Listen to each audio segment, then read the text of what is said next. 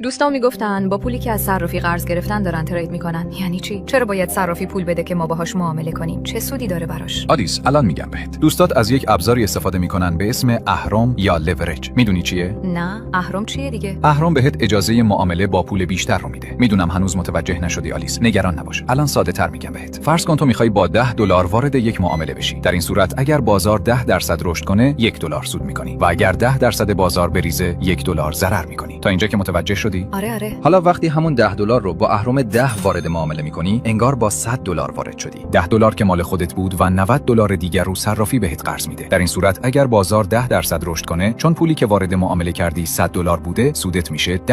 خب بابا این که خیلی عالیه. پس من با $10 وارد میشم و با اهرم 50. اینجوری با $500 معامله میکنم و با هر 1% رشد بازار $5 سود میکنم. نه آلیس، این فقط یک طرف ماجراست. تو سود رو میبینی اما ضرر رو نه. اینجوری که تو گفتی با هر 1% که بازار بریزه هم $5 ضرر میکنی و وقتی فقط 2% بازار بریزه، کل سرمایت رو کامل از دست دادی. در واقع صرافی برای اینکه پولی که بهت قرض داده وارد این ضرر نشه، معامله رو میبنده. به عبارتی تو لیکوید شدی و تمام پولتو از دست دادی، اونم فقط با 2% ریزش. راست میگی با، به اینجاش دقت نکرده بودم. پس باید مراقب باشم که ازش درست استفاده کنم. آره دقیقاً. اهرم یک تیغ دولبه است که نحوه استفاده ازش بسیار مهمه.